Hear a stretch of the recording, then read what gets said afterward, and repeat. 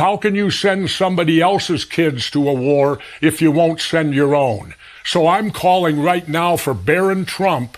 Donald Trump's son, after all, he's had 3 wives, he's had kids by each wife, and nobody's ever served in the military. To my knowledge, a Trump in the last 100 years has never done military service. Well, Barron, you can change that. Enlist in the United States military right now. Do something your father didn't have the courage to do. Shalom. First, I start by giving all glory and honor to Yahweh, Ba'ashem, Yahushai, Ba'ashem, Rakakadash. Double on the teachers, elders, and apostles of great most, like wise brothers, full of the truth. Faithfully, fantasy, feeding the sheep of the brothers and sisters, tuning in. Shalom. Today's lesson is titled The Expendable Peasants of Babylon. Let's take a look at the word expendable. And it means of little significance when compared to an overall purpose, and therefore able to be abandoned.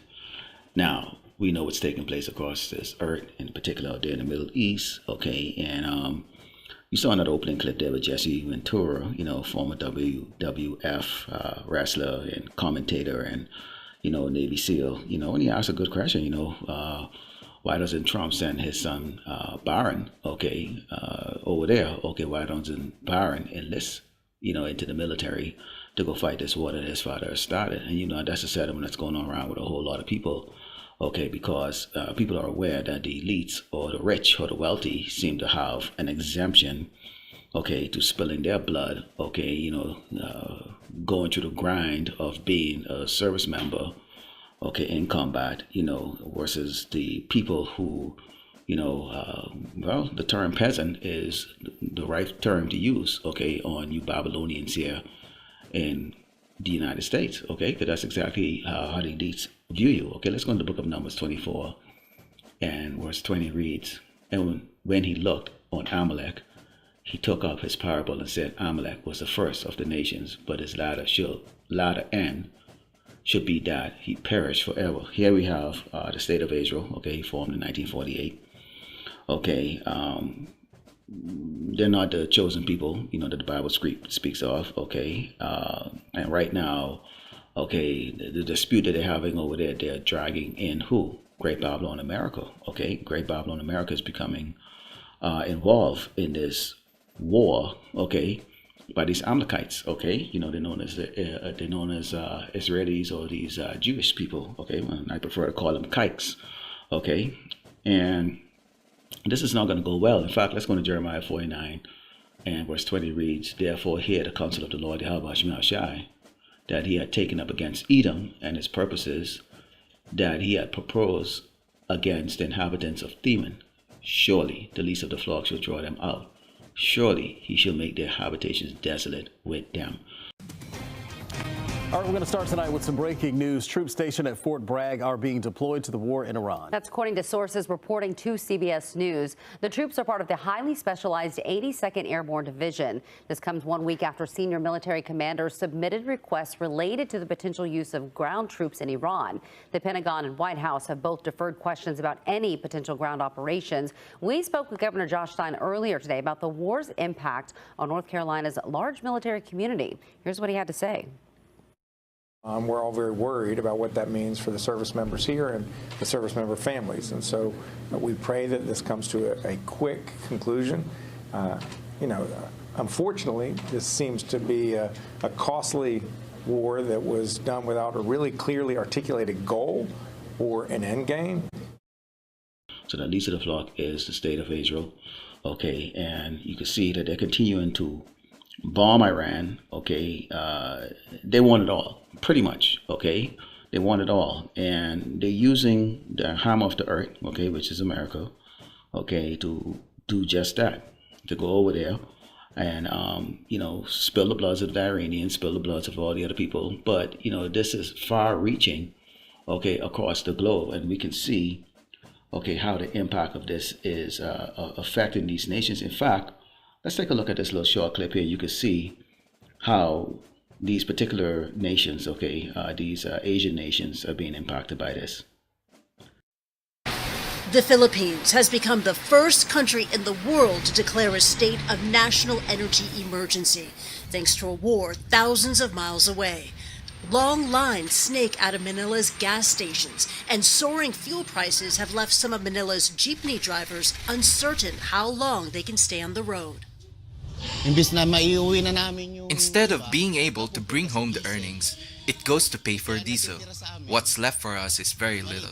It's all down to the U.S. and Israel's war with Iran, which has closed the Strait of Hormuz to all but a handful of ships. Asia is especially vulnerable to the supply shocks that's caused. It consumes more than 80% of the oil that crosses the strait. In South Korea, the president has called for a 12-point countrywide energy-saving campaign. People are being asked to take shorter showers, charge their phones during the day rather than overnight, and only use their washing machines and vacuum cleaners at weekends. Fuel shortages have also caused some of Asia's flagship carriers to consider suspending flights, while India's textile industry has been impacted. India imports around half of its oil from the Middle East.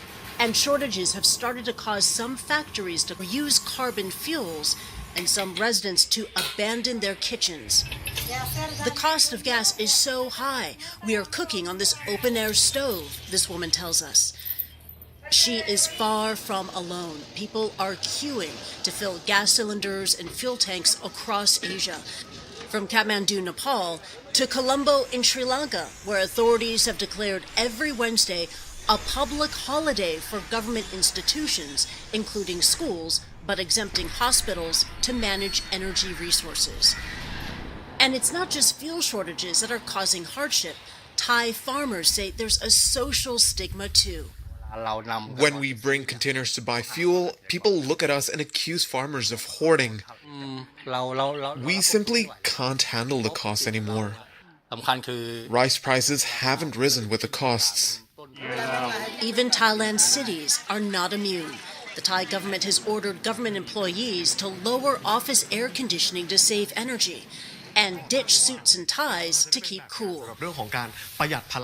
That edict even applies to news anchors. Christy Lu Stout, CNN, Hong Kong. And as you saw in that clip, okay, it's something that you're going to see here in Great Babylon, America soon. Okay, it's something that you're going to see out there in Europe real soon. Okay, and you might even see it out there in UAE. Okay, and other parts of the world. Okay, that is not geographically located there in the Middle East. In fact, let's go into Proverbs 29 and 2. It reads, "When the righteous are in authority, the people rejoice, but when the wicked bear rule, the people mourn." And that's what you're seeing right now. Great mournings, you know, and even here in Great Babylon, America, people are mourning.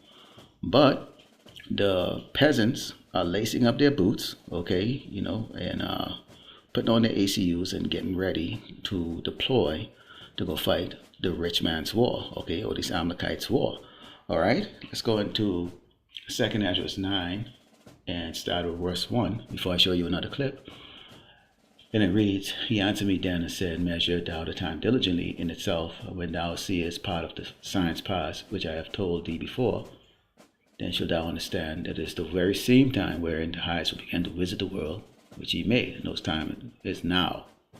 Therefore, when there shall be seen earthquakes and uproars of the people in the world, then shalt thou well understand that the Most High spake of those things from the days that were before thee, even from the beginning." Meaning what? It was already pre-written. There's never going to be any peace. They can talk all they want, try to negotiate, you know, and, you know, one part of the media, okay, it's so strange, you know, we'll talk about Trump is making these, you know, demands from Iran, and, you know, they're soon make a deal.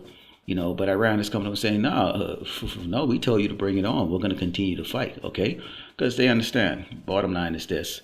If they decide which they claim that they will do, if Trump, you know, follow through with his threat, you know, of bombing their energy plants and stuff, is that they would attack the neighboring nations, okay? They're going to attack Dubai. They're going to attack Oman, okay? They're going to attack Saudi Arabia. They're going to attack, okay, Bahrain. They're going to attack those nations, okay? And we know a lot of these nations are oil rich, and there's a lot of American assets in these nations. So who has more to lose, Iran or the United States?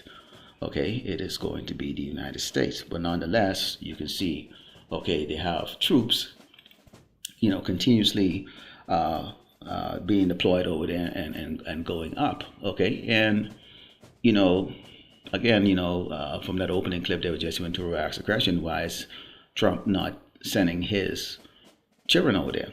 Who basically some of them fall under the age of 42, which right now they raised the age up to 42 to enlist. Okay, which actually they can take that up as high as doggone 60 if they want to. All right, and it's going to get to that point, okay, as there's going to be significant casualties when they go do the ground force incursion out there in Iran. Let's go to Matthew 24 and verse 6 reads, and you shall hear of wars and rumors of war. See that ye be not troubled, for all these things must come to pass, but the end is not yet. For nation shall rise against nation, and kingdom against kingdom, and there shall be famines and pestilence and earthquakes in diverse places. Okay, and that clip I show you what's happening in the Philippines and Thailand and South Korea and a couple other places. There are long lines for gas, crops not being tended, and food prices going up. I mean, this is what creates famine. Okay, this is what creates famine. Okay, so it's costing more to live. Okay, and this is going to cause social unrest in these nations. Okay, and you're going to have social unrest here in Great Babylon, America, very soon. Continuing, it says, all these are the beginning of sorrows. Then shall they deliver you up to be afflicted, and shall kill you, and you shall be hated of all nations for my name's sake. Now, you have these peasants, okay, which is the Babylonian citizens and non-citizens, because if you look at what they said about this draft, it's going to be, anyone that's registered with the Selective Service, okay, and also you don't have to be a U.S. citizen. You just have to be living here, whether you legal or illegal. They don't care. And we know a lot of the jakes that they have scooped up off the street and put in these internment camps, they're probably going to offer them a way out by having them, go through the basic training and put them in that uniform and send them overseas to go into the spirit world. So that's exactly what's going to happen. Okay, but you're also going to have a martyrdom that's going to take place amongst the elect. Okay, some of us are going to get put to death. Some of us are going to get put to death horribly. Okay, and this is something that we all have to contend in our mind. We don't know which one of us the Lord Yahweh Shemaiah has, already written to have our head chopped off or shut up, or thrown in a dungeon and you die of starvation or whatever else the case is. Lord willing, sodomy is not involved in that. But this is going to be we're going to have a major down, okay, for some of us, okay, so we all have to be prepared for that. And this is what it says, then shall they deliver you up to be afflicted, and shall kill you, and you shall be hated of all nations for my name's sake, because we're going to still stand firm. Doesn't matter what we lose, it's still the same. We're going to stand firm right to the very end, okay, and there's going to be a lot of people around us. They're going to flake out, they're going to run. They're going to deny even knowing who the hell we are, and they're going to deny knowing who Yahushua is. Okay, and that's how bad things is going to get. All right, but we're in a time of war. Okay, when you go into Revelation 12 and 12, it reads, therefore rejoice ye heaven, and ye that dwell in them. Woe to the inhabitants of the earth and the sea, for the devil is come down unto you, having great wrath, because he knoweth that he hath but a short time. Who is the devil? All right, these Amalekites. Okay, these kites over there in the state of Israel. Those are the devil. Okay, all white people are the devil.